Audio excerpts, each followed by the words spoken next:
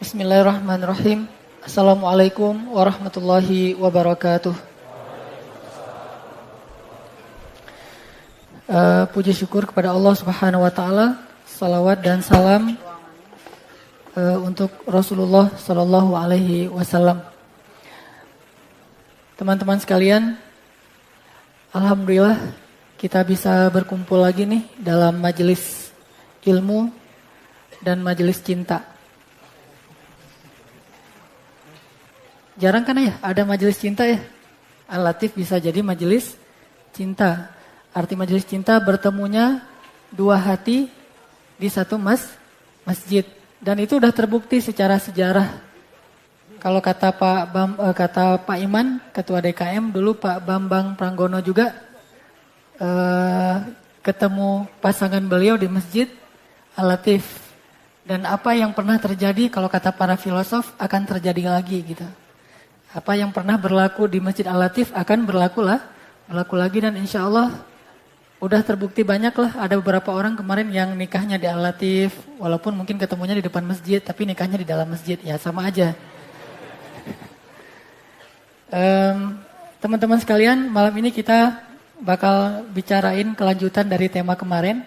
Kalau kemarin kita ngomongin tentang jomblo fisabilillah, kalau sekarang ngomongin tentang fall in love syariah. Tapi di situ nggak ada kalimat syariahnya, di dalam benak kita aja nih.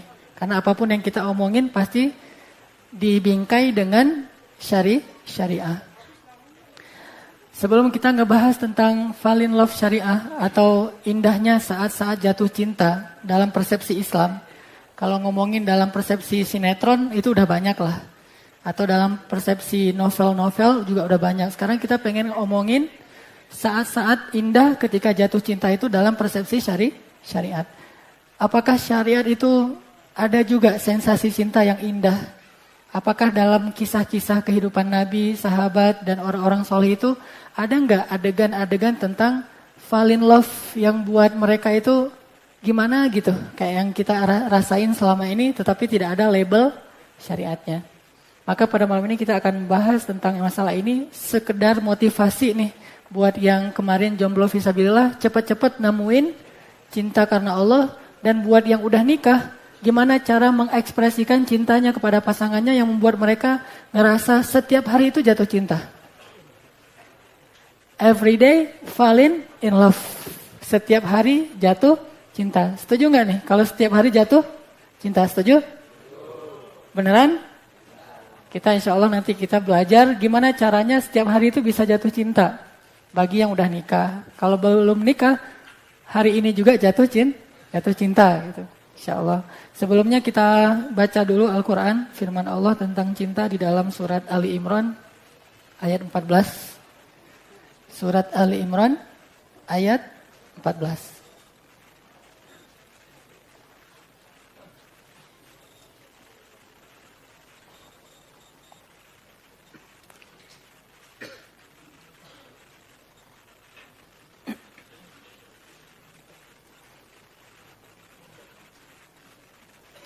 Surat ketiga, surat Ali Imran, ayat 14, ayat tentang cinta di dalam Al-Quran. Selain yang kemarin tentang jomblo itu di surat Yusuf. A'udzu billahi minasy syaithanir rajim. Silahkan.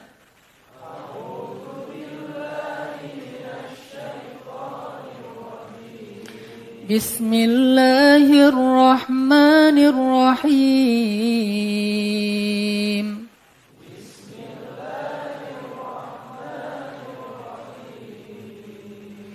Zuyyina lin-nasi hubbus syahawati minan nisa'i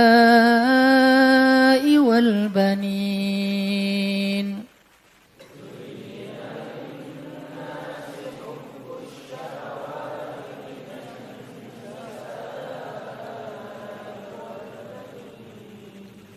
والبنين والقناطير المقنطرة من الذهب والفضة والخيل المسومة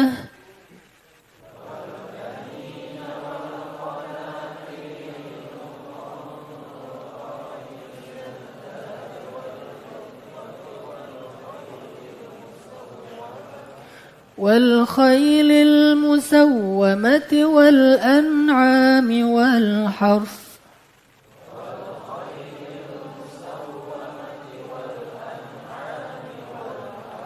ذلك متاع الحياة الدنيا والله عنده حسن المآب.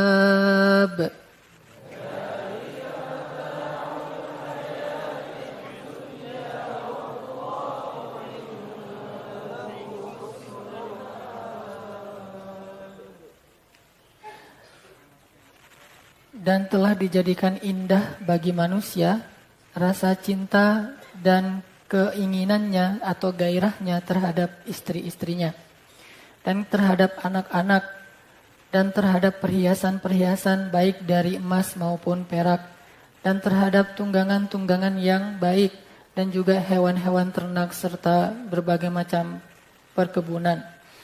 Yang demikian itulah kesenangan dalam kehidupan dunia. Dan Allah di sisinya ada tempat tinggal yang lebih baik. Ini adalah salah satu tentang ayat yang ngebahas bahwa cinta itu indah. Allah sendiri yang bilang cinta itu indah. Siapa yang menjadikan cinta itu indah? Allah.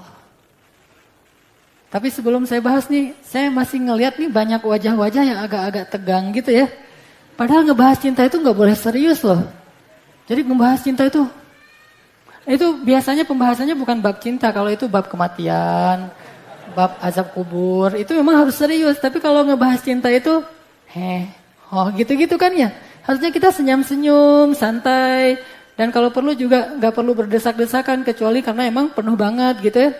Kadang-kadang kan kita pengen nunjukin, Masjid Latif mah luar biasa ya. Penuh banget desak-desakan. Padahal di luar masih agak-agak lebar tuh, agak-agak banyak tempatnya. Intinya ngebahas tentang cinta itu jangan serius. Kita menikmati pembahasan malam ini secara santai nih.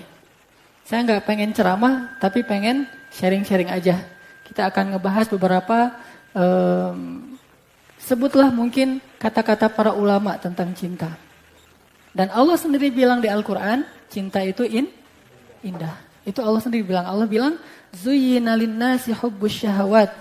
Allah jadikan indah atau dijadikan indah bagi manusia cinta dan gairah terhadap istri. Di dalam ayat ini Allah nggak bilang terhadap perempuan secara umum, tetapi an-nisa di sini pakai alif lam yang artinya khusus. Dan khusus di sini artinya istri. Kalau enggak kepada istri, tapi terasa indah, itu bukan dari Allah. Aduh, saya mah kalau ngelihat dia deg-degan gitu. Kalau ngelihat dia nggak bisa berdiri, bisanya jongkok gitu. Itu berarti bukan dari Allah tuh. Kalau yang kepada istri ada rasanya, itu dari Allah. Karena Allah hanya memberikan rasa indah itu kalau kepada yang halal, yang baik. Walakinallaha habbaba ilaikumul imana wa zayyanahu fi qulubikum. Allah menjadikan iman itu terasa indah dan menjadikan kalian cinta kepada keimanan. Jadi orang yang beriman itu ngerasain berbunga-bunganya. Kepada siapa? Kepada pasangan. Teman-teman sekalian, saya pengen bacain beberapa kalimat dari orang bijak. Nih, kata para ulama tentang cinta ya. Jatuh cinta itu adalah luapan perasaan paling indah di dunia setelah iman kepada Allah. Jatuh cinta itu luapan perasaan paling indah di dunia setelah beriman kepada Allah. Jadi nggak ada lagi perasaan yang lebih indah setelah beriman kepada Allah daripada perasaan jatuh cinta. Terutama cinta kepada pasangan, itu indah banget. Kemudian kata para ulama, kalau orang lagi jatuh cinta, dunia di mata dia semuanya terasa mempesona. Jadi orang jatuh cinta itu ngelihat dunia itu indah banget tuh. Sebaliknya orang putus cinta ngelihat dunia itu kayak neraka. Jadi kalau kita pengen menikmati hidup setiap hari terasa indah, apa yang kita lihat itu adalah kenikmatan, kebahagiaan, maka sering-seringlah jatuh cinta. Jadi kalau setiap hari kita jatuh cinta, setiap hari kita bergairah. Hidup kita itu kayaknya dunia ini paling cuma milik kita berdua kan gitu kan. Bahasa puisi dulu ya. Dunia milik kita berdua. Itu kata ulama, kalau orang lagi jatuh cinta, dunia itu di mata dia jadi sangat indah dan mempesona. Dia jadi orang yang paling bahagia, percaya diri, dan lupa dengan semua sakit yang pernah dia alami dalam hidup. Ya orang kalau lagi jatuh cinta itu gak kerasa sakit. Gunung kan kudaki. Berarti orang yang sering naik gunung tuh lagi jatuh cinta tuh. Kan gunung kan kudaki. Lautan kan kuseberang. Jadi yang sering-sering ke laut itu lagi jatuh cinta. Pelariannya ke laut, ke gunung. Dan gak terasa capek. Soalnya lagi jatuh cinta. Racun kan kuteguki misalnya kan ya, itu artinya jatuh cinta, nggak terasa sakitnya, duri segala macam. Orang kan kalau lagi jatuh cinta itu nggak ada istilah sakit, semuanya juga dia lakoni, dia jalanin karena dia lagi berbunga-bunga, lagi bergairah banget, lagi jatuh cinta. Bayangin semangat kayak gitu tuh kita dapetin setiap hari kalau kita jatuh cinta setiap hari kepada pasangan kita. Jadi orang udah nikah itu setiap hari itu ngerasain semangat ABG yang lagi jatuh cinta itu kan enak banget tuh. Oh, itu luar biasa. Setiap hari ini hari apa? Misalnya kemarin hari Senin, saya lagi jatuh cinta tuh hari Senin kemarin. Selasa jatuh cinta lagi, Rabu jatuh cinta lagi. Jadi setiap hari itu adalah hari-hari yang indah karena selalu jatuh cinta. Senyum-senyum sendiri, sial-siul, kemana-mana bersiul gitu kan. Yang lagi jatuh cinta terbayang-bayang, mikirin terus. Pokoknya bahagia banget deh. Orang kalau lagi jatuh cinta. Nih ada lagi kata-kata dari ulama. Alangkah beruntungnya laki-laki yang pulang kerja dalam keadaan lelah dan letih, lalu di pintu rumahnya ia menyaksikan senyum istri yang udah berdandan menanti kedatangannya. Itu indah banget tuh. Pulang capek, apalagi kalau kerjanya itu kerja fisik kayak seorang tukang misalnya, atau aparat lah kayak Pak Alri gitu ya. Habis ngelatih pasukannya misalnya di Cipatat capek-capek banget, pulang macet lagi tuh di Padalarang. Pulang-pulang disambut dengan senyum istri yang luar biasa, udah dandan banget buat kita, udah wangi, disambut di pintu itu kan hilang semua capeknya tuh. Kalau kita lagi jatuh cinta sama kayak kita malam mingguan nih, ketemu dengan dalam tanda petik itu pacar kita gitu. Ketemu dengan pacar, ngelihat pacar itu kan hilang semua perjalanan kita yang lelah, macet. Mungkin pacarnya di luar kota, kita naik kereta itu sambil gantungan. Sekarang tapi udah nggak ada ya. Kalau dulu mah gantung misalnya di kereta, itu mah dilaluin aja. Pas ketemu dengan pacarnya, semua masalah itu selesai. Kenapa? Karena dia jatuh cinta. Jadi alangkah indahnya seorang laki-laki yang pulang dalam keadaan capek, lelah, sedih, banyak masalah di kantor. Tapi ketika sampai di rumah dia disambut oleh seorang bidadari yang cantik menurut dia. Kok ada kata-kata menurut dia ya? Cantik lah pokoknya ya. Cantik, tersenyum, dan udah dandan menyambut kedatangan suami tercinta. Itu indah banget. Terus apa lagi kata para ulama? Banyak lagu, puisi, buku, film, filsafat, dan bahasa yang dibuat untuk menjelaskan makna cinta. Ini saking pentingnya cinta dalam kehidupan manusia tuh. Coba lihat, perhatiin lagu-lagu kita kan hampir semuanya ngomongin masalah cinta. Bahkan nasyid juga ujung-ujungnya ngomongin masalah cinta. Yang dulunya nasyid tuh masih ngomongin nasihat-nasihat, tapi lama-kelamaan jadi ngomongin cinta. Ceramah juga gitu. Ceramah awalnya ngomong tentang rijal, jihad, cinta sekarang terjadi. Saking pentingnya cinta. Karena animonya tuh tinggi banget soal cinta mah. Artinya semuanya pengen ngomongin cinta. Sampai ada nasyid tuh saya dengerin di MQ itu. Aisyah telah pergi meninggalkanku. Jadi kesannya tuh soleh gitu ya. Kesannya itu lagu syair-syair nasyid karena ada kata-kata Aisyah. Tapi sebetulnya ditinggalin tuh. Aisyah telah pergi meninggalkanku. Mungkin suatu hari nanti dia akan kembali untukku. Kan gitu ya. Jadi cinta banget gitu. Jadi intinya itu juga sih sebetulnya. Cuma bahasanya kalau yang tadi namanya mungkin siapalah namanya apa sih kalau cewek yang bukan nama-nama Islam? Saya emang nggak banyak hafal nama-nama cewek soalnya. Kalau yang Islam kan Fatimah, Aisyah, gitu-gitu dah ya. Jadi karena ada kata Aisyah kesannya nasyid. Padahal isinya sama aja. Dia udah perginya kemana? Ke Kairo, lagi belajar di Al-Azhar. Nanti dia bakalan balik lagi untukku gitu. Jadi intinya banyak lagu dicipta karena cinta. Banyak puisi dibuat karena cinta.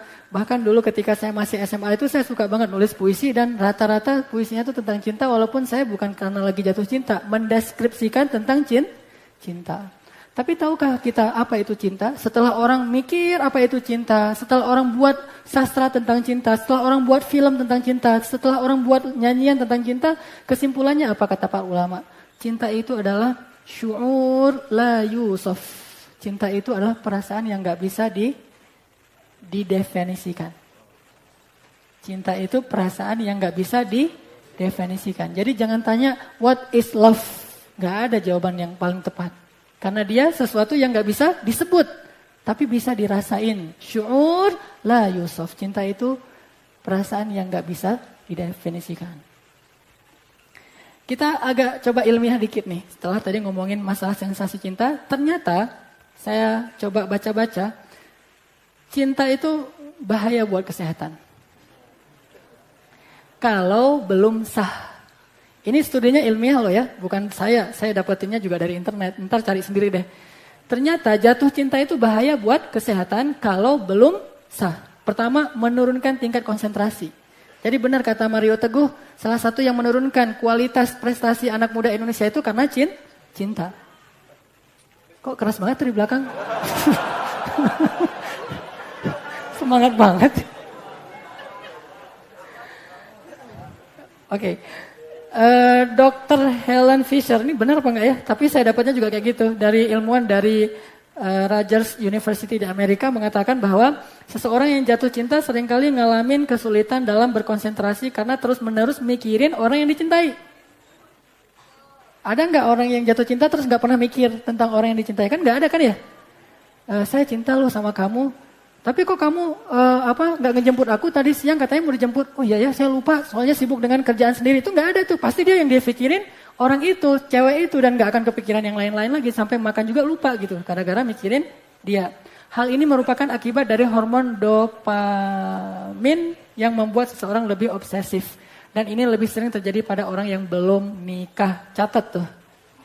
Bagi yang belum nikah. Ternyata bagi yang belum nikah cinta itu justru bahaya. Makanya saya baru ngerti, oh benar ya, di zaman Rasul, cinta itu hanya adegan-adegan yang disebutkan setelah orang nikah. Nggak ada cerita cinta sebelum nikah tuh di zaman Rasul, nggak ada tuh. Kita hampir nggak menemukan ada kisah cinta sebelum nikah di zaman Rasul, nggak ada. Semua kisah cinta itu terjadi setelah nikah. Itu indahnya cinta di masa itu. Kenapa? Karena cintanya itu cinta yang positif, bukan cinta-cintaan atau cinta monyet. Kedua, bikin mual.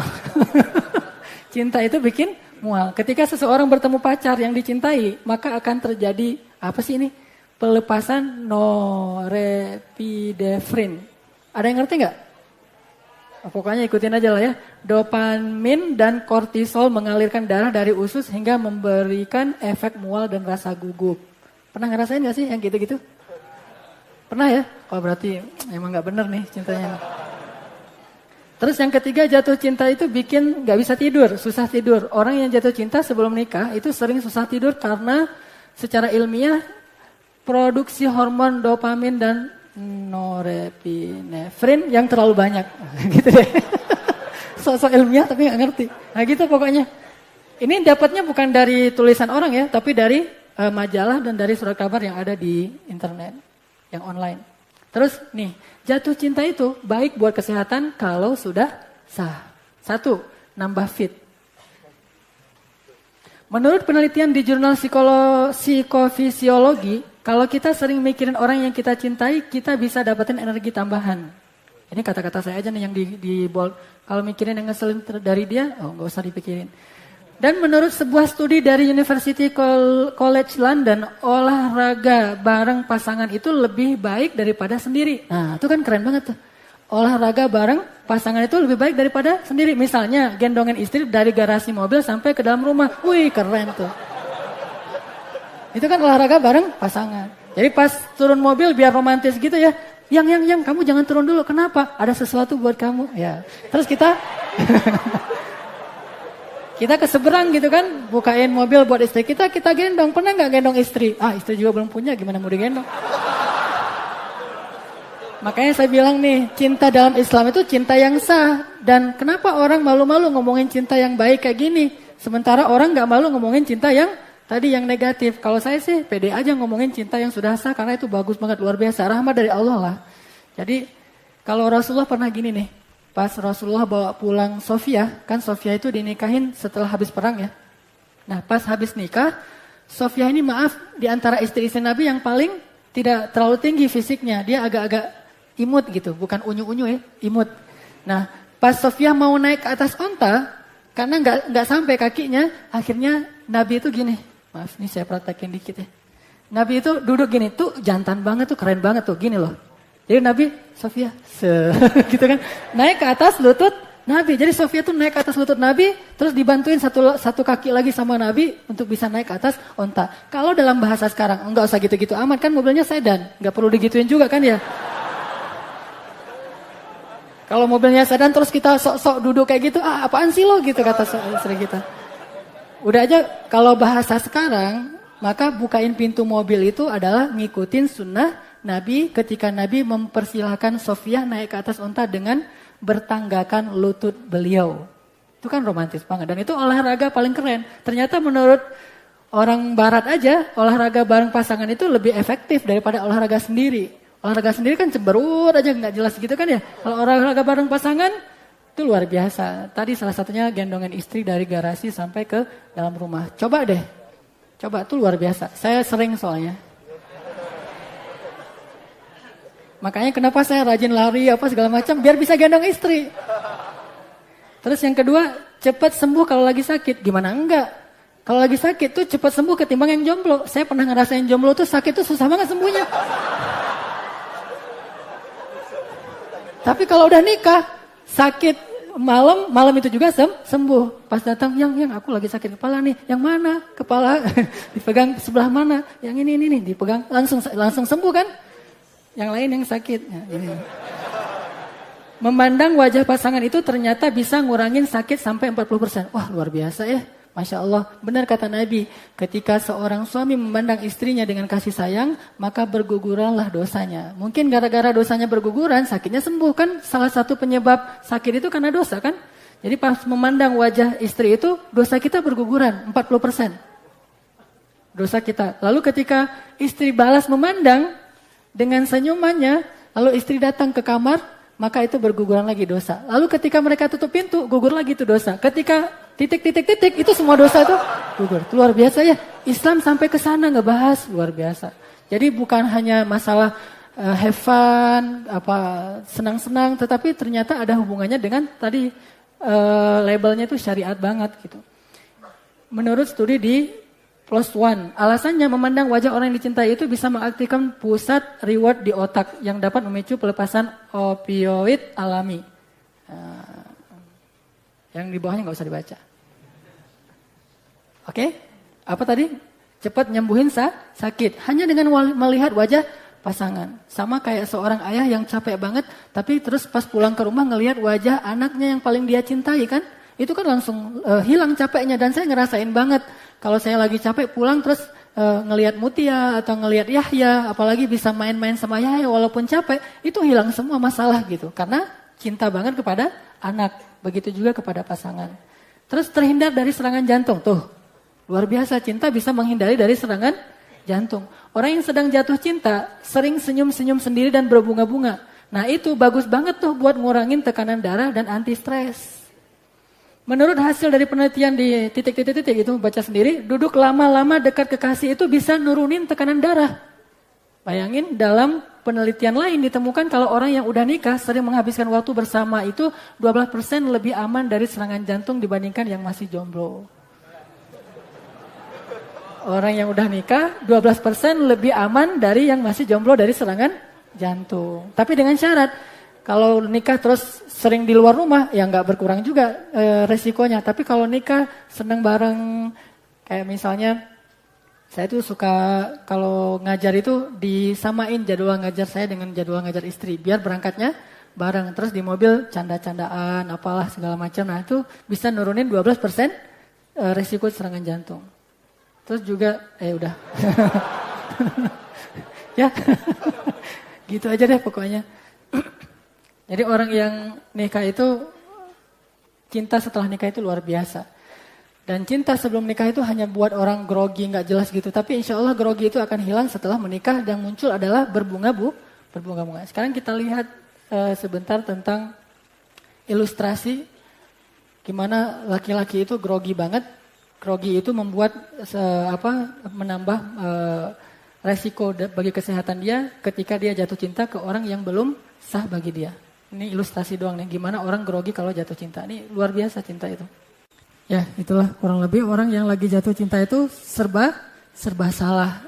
Saking luar biasanya perasaan jatuh cinta. Jadi kayaknya kalau orang normal ya, nggak ada yang nggak mau ngerasain rasanya jatuh cinta. Kalau saya pribadi senang banget jatuh cinta dan alhamdulillah kalau lebih halal lagi karena akad nikah itu kan gampang banget. Tinggal bilang saya terima nikahnya terus sah gitu kan ya. Itu langsung jadi halal. Terus kita sesuka kita jatuh cinta aja tiap hari. Ngelihat wajah istri kita jatuh cinta lagi. Dapat SMS dari istri kita jatuh cinta lagi. Pokoknya jatuh cinta aja kerjaan. Sepanjang hidup sampai jadi kakek nenek berdua jatuh cinta. Nah sekarang kita pengen bahas gimana nih biar kita yang udah nikah terutama bisa ngedapetin cinta yang berbunga-bunga seperti ABG. Karena kenyataannya banyak sekali bisikan setan yang bilang gini, kalau udah nikah itu cinta gak seindah sebelum nikah. Soalnya udah sibuk dengan tanggung jawab, udah sibuk dengan bayar listrik, sekolah anak, segala macam. Itu jangan dengerin ya, itu waswasa syaitan. Kalau ada pikiran-pikiran kayak gitu langsung baca Qul a'udzu birabbin nas, malikin nas, ilahin nas, min syarril waswasil khannas. Karena itu gak benar. Jadi gak ada cerita habis nikah cinta itu jadi kurang greget. Jadi kayak plain aja gitu, kayak datar, hambar. Enggak, ternyata kalau orang paham trik-triknya apa yang diajarkan Nabi, justru setelah nikah itu cinta lebih sensasional daripada sebelum nikah. Nah gimana caranya biar ketika kita udah nikah nanti, atau yang sudah nikah nih, bisa merefresh lagi nih semangat cinta, sehingga terasa berbunga-bunganya tuh kayak pas masa-masa SMA misalnya. Kayak lagu semut merah, nah, gitu-gitu deh. Ya, gimana cara ngedapatin cinta yang kayak gitu? Pertama, apaan nih? Pertama, kalau kita pengen ngerasain cinta yang indah setiap hari, mintalah kepada yang maha cinta. Please Allah, buat dia cinta sama aku. Minta kepada Allah, karena Allah lah pemilik cinta, Al-Wadud. Jadi jangan lupa tuh, kalau kita pengen dapetin cinta atau cinta kita berkurang, minta ke Allah, ya Allah please, saya minta cinta. Kamu minta apa ya hambaku sepertiga malam? Cinta ya Allah, besok cinta. Terus saja minta cinta, karena itu energi yang luar biasa buat hidup kita warna-warni dan indah gitu. Makanya pertama minta sama Allah. Udah azan ya? Nanti kita lihat sebuah adegan yang cukup menyentuh menurut saya tentang meminta cinta kepada yang maha cinta, insya Allah setelah sholat isya. Baik teman-teman sekalian, kita lanjutkan pembahasan kita. Kita tadi sampai kepada nasihat pertama dari para ulama kalau kita pengen ngerasain jatuh cinta setiap hari. Kenapa penting banget jatuh cinta setiap hari itu? Tadi udah dibahas sebagian dari sudut pandang ilmiah bahwa jatuh cinta setiap hari itu bisa buat seseorang lebih sehat. Nah kalau dilihat dari sisi yang lain nih, kata para ulama, ini penting banget nih kata-katanya nih. Cinta membuatmu selalu mampu melihat keindahan. Dan membuatmu selalu mampu mengeluarkan hal terindah dari dirimu. Ini penting ya. Cinta selalu mampu membuatmu melihat keindahan dan mampu membuat kamu mengeluarkan yang terindah dari dirimu. Ini cinta. Jadi kalau orang mencintai sesuatu, yang sesuatu dia cintai itu selalu indah di pandangan dia. Kayak misalnya kita cinta sama anak kita ya. Anak kita itu paling ganteng sedunia. Saya sering bilang, ya cowok paling keren se-Eropa. Saya bilang gitu kan ya. Kenapa? Karena saya cinta sama anak saya bilang paling keren se-Eropa, sedunia, paling pintar sedunia. Pokoknya sedunia aja deh. Kenapa? Karena kita cinta. Dan kita kalau ada yang bilang, kok anaknya misalnya hidungnya gak terlalu mancung ya? Enggak kok mancung. Nah bagi ayahnya kan itu mancung. Terus dibilang misalnya, kok kulitnya agak-agak mirip seperti ayahnya? Enggak lah, lebih terangan dia daripada saya. Pokoknya dilebih-lebihin aja, namanya cinta. Selalu ngelihat yang indah. Jadi kalau kita cinta sama pasangan kita akan selalu bisa ngelihat keindahan pada diri pasangan kita. Itu pentingnya cinta dalam pernikahan. Sampai Nabi juga ngelarang atau minimal memakruhkan pernikahan yang tidak didasari dengan rasa cinta. Jadi jangan paksain anak kita menikah. Tanya dulu, kamu berkenan gak? Walaupun dia belum tahu cinta yang kayak gimana, minimal dia berkenan gak nih? Kira-kira ada potensi gak nih saya untuk jatuh cinta? Kan kalau gak ada potensi sama sekali susah ya. Oh, dia mah bukan saya banget, susah juga. Makanya cinta itu bisa membuat kita ngelihat keindahan. Terus cinta bisa membuat kita mengeluarkan hal terindah dari diri kita. Kalau kita udah cinta, itu berbunga-bunga, kata-katanya juga jadi puitis. Udah gitu juga sikapnya juga jadi paling baik. Lebih baik dari kita sampai gak mengenal diri kita sendiri. Kok saya jadi baik banget gini ya? Gara-gara cinta. Makanya penting jatuh cinta setiap hari yang halal kepada pasangan. Salah satunya, please Allah, minta kepada Allah SWT, pemilik segala bentuk cinta. Sekarang kita saksiin adegan tentang berdoa kepada Allah supaya dikasih cinta dan kita bisa mendapatkan cinta yang indah.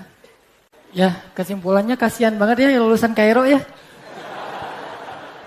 Kalah sama pemuda hijrah. Luar biasa nih. Pelajaran pesan moralnya adalah kalau kita punya masalah, terutama masalah cinta, maka solusinya itu cuma satu, sholatlah.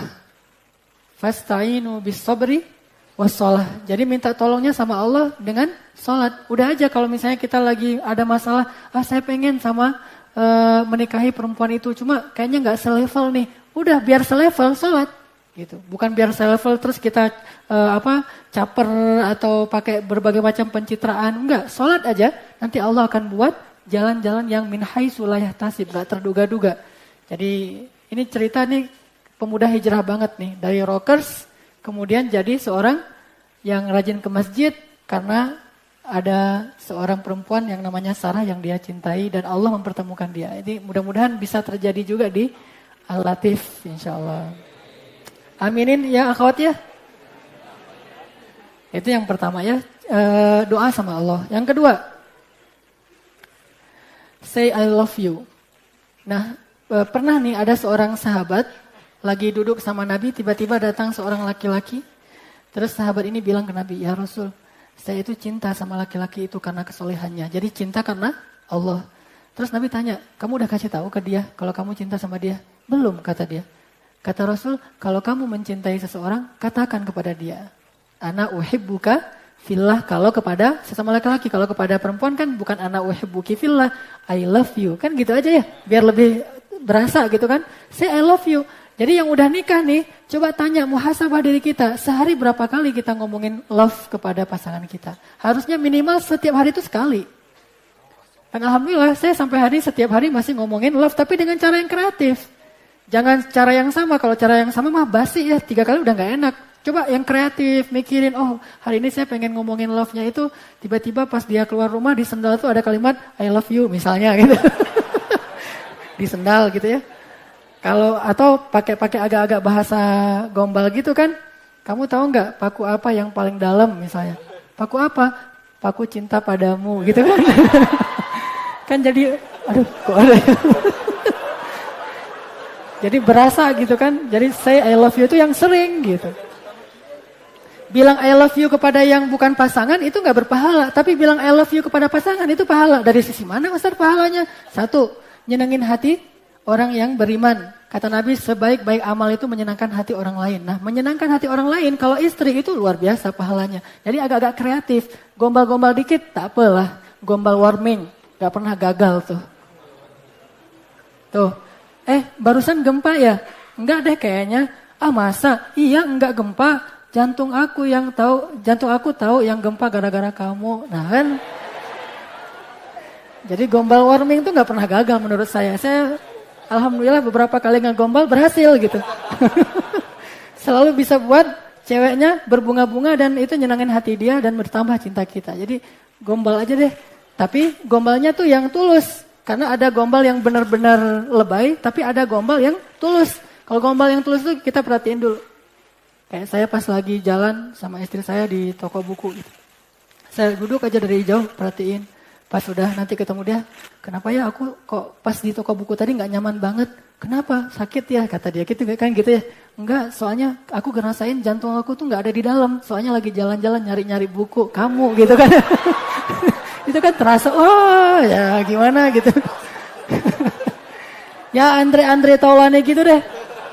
Tapi saya nggak ngelihat Andre Taulaninya ya, emang spontan aja keluar. Pertama memang dulu ada bakat sastra dikit, ditambah lagi berbunga-bunga katain aja. Insya Allah itu akan membuat suasana hidup kita tuh jauh lebih nyaman. Dan Nabi itu ngegombal dengan Aisyah, cuma gombalnya Nabi dengan Aisyah itu bentuknya beda. Karena emang Rasulullah gombalnya Nabi ke Aisyah misalnya, ini gombal dalam makna positif ya.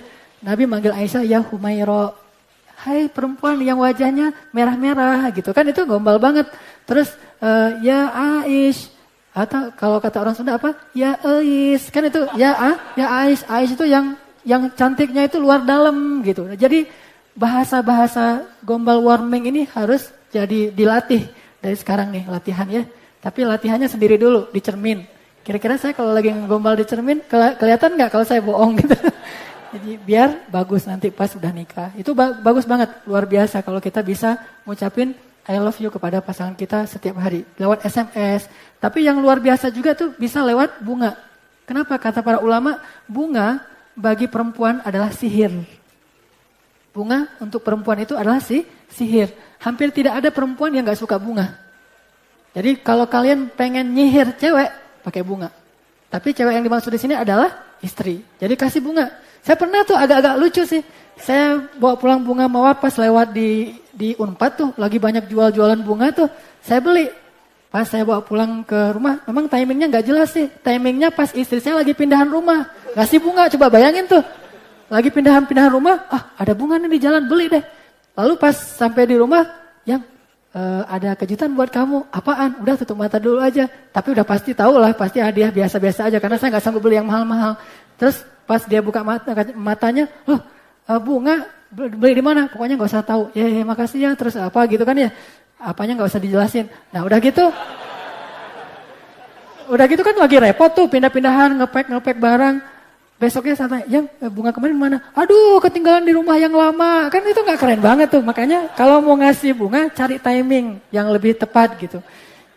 Pas lagi ulang tahun atau apalah. Jangan setiap hari ngasih bunga. Emangnya saya tukang kebun kata istri kita ya. Ya, itu gombal warming. Nah, ini penting nih. Jaga pandangan. Terutama buat yang udah nikah. Kenapa? Ternyata benar. Orang kalau misalnya dia keseringan ngelihat gitu, banding-bandingin, itu nggak akan bagus rasanya untuk cinta dia kepada pasangan dia. Jadi kalau kita pengen ngerasain cinta yang berbunga-bunga, jangan terlalu banyak ngelihat cewek yang lain deh gitu. Udah lihat aja cewek yang ada di rumah kita, liatin aja yang lama. Tapi yang lain-lain gak usah diliatin. Kalau ini mah ngintip ya, gak ngelihat. Tapi gak usah diintip juga, pokoknya gak usah dilihat. Kenapa? Karena makin sering kita ngelihat yang lain, itu akan ngerusak perasaan kita kepada pasangan kita. Dan itu benar firman Allah di surat An-Nur. Hendaklah orang-orang yang beriman itu menundukkan pandangan. Ternyata fungsinya bukan cuma untuk menjaga hasrat kita, tetapi juga bisa menjaga cinta kita kepada pasangan kita. Oke? Lanjut. Ini nih. Cinta itu berkorban. Ya kurang lebih gitulah. Ya gak usah dijelasin ya. Jadi walaupun berat, ya dinikmati aja. Namanya cinta. Ternyata benar, orang kalau misalnya pengen ngerasain cinta yang lebih dahsyat, dia harus berkorban dulu. Karena ketika kita berkorban, kita jadi punya rasa memiliki yang besar.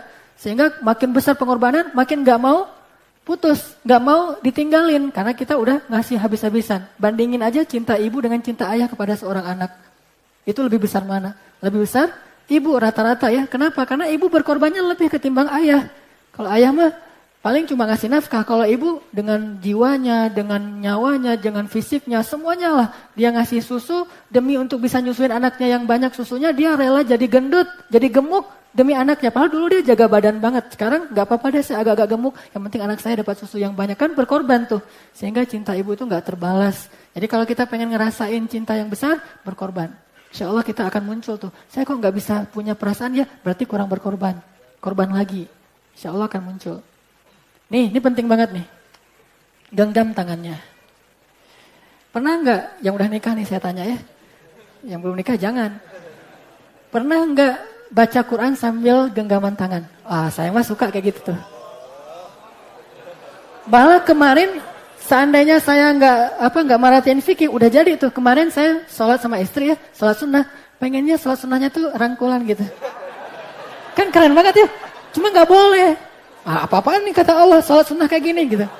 Pengennya sih sholat sunnah. Yang kita sholat sunnah sambil pegangan tangan boleh nggak ya? Kan kamu ustadznya kata istri saya. Iya sih, saya ustadznya. Tapi saya nggak tahu ada fikih kayak gitu. Akhirnya udahlah, nggak usah pas sholat sunnah pegangan tangannya. Pas zikir, tilawah Al-Quran kan enak tuh. Baca alif, lam, mim. Tangan pegang terus tuh. Kan enak tuh kan ya. Luar biasa tuh. Makanya nikah deh. Insya Allah bisa. Ngerasain. Pokoknya malam ini jomblo abis lah.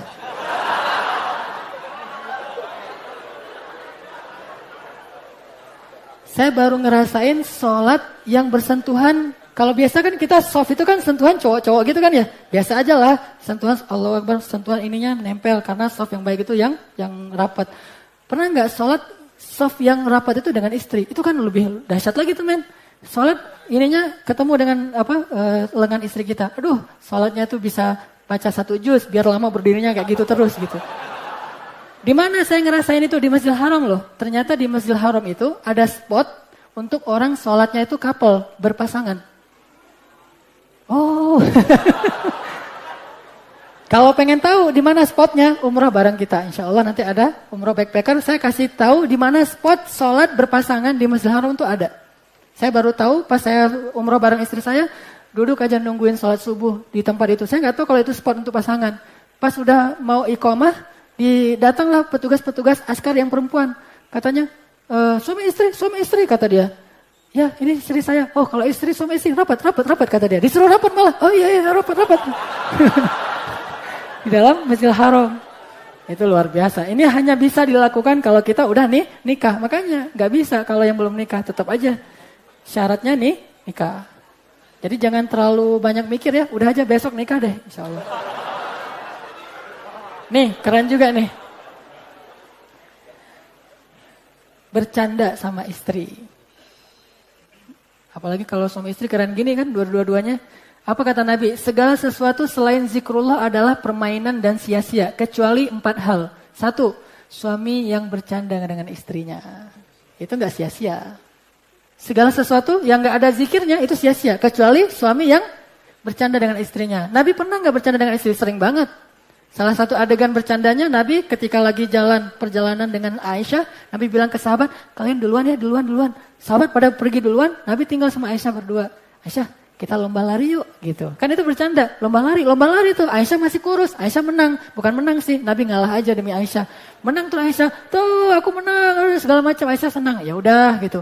Kali yang akan datang, Aisyah udah agak gemuk. Diajak lomba lari lagi, Aisyah udah gak bisa lari yang kenceng. Akhirnya Rasulullah menang, akhirnya ledek-ledekan, gitu-gitu. Nah ini artinya bercanda. Dan rumah tangga itu harus dihiasi dengan canda tawa. Jangan serius-serius amat. Asal ketemu yang dibahas listrik, telepon.